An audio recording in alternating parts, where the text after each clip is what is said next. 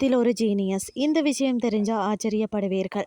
அதாவது தினசரி காலையில நம்மளுடைய வீட்டு வாசல்ல கரைந்து சோறு கேட்கும் காக்கைய நாம சாதாரண பறவைகளாகவே பார்க்கிறோம். பாட்டி வடை சுட்ட கதையில ஆரம்பிச்சு விருந்தாளிகள் வருகையை முன்னறிவிப்பது வரை நம்மளுடைய வாழ்க்கையோடு ஒன்றி போன ஒரு உயிரினம் தான் இது. ஆனால் பாத்தீங்கன்னா இதே இனத்துல அண்டங்காக்கா என்று அழைக்கப்படக்கூடிய ஒரு பெரிய வகை இருப்பதை நாம பலரும் கவனித்திருக்க மாட்டோம். பார்க்கிறதுக்கு ஒரே மாதிரி தெரிஞ்சாலும் இந்த இரண்டு பறவைகளுக்கும் இடையே மலைக்கும் மடுவுக்கும் உள்ள வித்தியாசம் இருக்கிறதா. நிறத்தில் கருமையாக இருந்தாலும் அறிவில் இவை மனிதர்களுக்கே சவால் விடக்கூடியவை. அண்டங்காக்கையை பற்றி சமூகத்தில் நிலவும் மூட நம்பிக்கையும் அதன் உண்மையான புத்திசாலித்தனத்தையும் பற்றி நாம் தெரிஞ்சு கொள்ளலாம் வாங்க. உலகம் முழுவதும் சுமார் 43 வகையான காக்கை இனங்கள் இருக்கிறதா. இதில் நாம் தினமும் பார்க்கிறது சாதாரண வீட்டு காகம். இது மனிதர்கள் எங்கு வசிக்கிறார்களோ அங்கேயே கூடி வாழும் குணம் கொண்டதா. ஆனால் அண்டங்காக்கை எனப்படக்கூடிய ரேவன் மனிதர்களை விட்டு விலகி இருக்கவே விரும்புமாம். இவை பார்த்தீங்கன்னா பெரும்பாலும் அடர்ந்த காடுகள், மலை பிரதேசங்கள் அல்லது நீர்நிலைகள் இருக்கும் தனிமையான இடங்கள்ல தான் வசிக்கும். உருவத்தை பொறுத்தவரை சாதாரண காகத்தை விட அண்டங்காக்கை அளவில் பெரிதாகவும் வலிமையான சிறகுகளை கொண்டும் இருக்கும். இதன் குரலும் பார்த்தீங்கன்னா மிகவும் கரகரப்பாகவும் கனமாகவும் ஒலிக்கும்.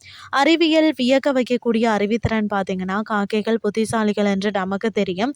ஆனால் அண்டங்காக்கைகள் அதற்கும் ஒரு படி மேலே என்று திட்டமிட்டு செயல்படக்கூடிய ஆற்றல் கொண்டவையாம். ஐரோப்பா மற்றும் கனடா போன்ற நாடுகளில் நடத்தப்பட்ட ஆய்வுகள்ல இவை ஒரு குழுவாக இணைந்து செயல்படுவது நிரூபிக்கப்பட்டுள்ளதாம்.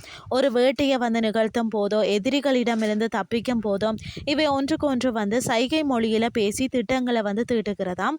இந்த அசாத்திய அறிவாற்றல் காரணமாகவே பூட்டான் நாடு அண்டங்காக்கையை தனது தேசிய பறவையாக அறிவித்து கௌரவித்திருக்கிறதாம்.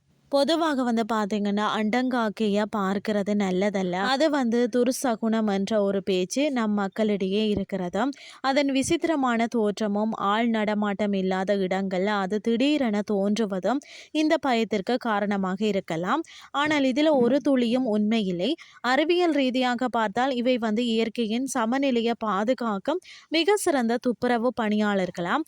இறந்த விலங்குகளை உண்பதன் மூலம் நோய் பரவாமல் தடுப்பதில் இவற்றுக்கு பெரும் பங்கு இருக்கிறது. எனவே இதை பார்க்கிறதால கெட்டது நடக்கும் என்பது வெறும் கற்பனையே தவிர வேறு ஒன்றுமே இல்லை. மனிதர்கள் எங்கு சென்றாலும் அவர்களுடன் ஒட்டி கொண்டு இந்த பறவைகளும் உலகம் முழுவதும் பரவி விட்டது. அண்டார்டிகா போன்ற உறைபனி பிரதேசங்களை தவிர்த்து உலகின் பெரும்பாலான நாடுகள்ல இவை வசிக்கிறது. சில நாடுகளில் இவை விவசாய பயிர்களை நாசம் செய்வதால் இவற்றை விரட்ட அரசுகள் போராடி வருகிறார்களாம். இருப்பினும் இவை இயற்கையின் ஒரு தவிர்க்க முடியாத அங்கம் என்பதை நாம மறக்க முடியாது.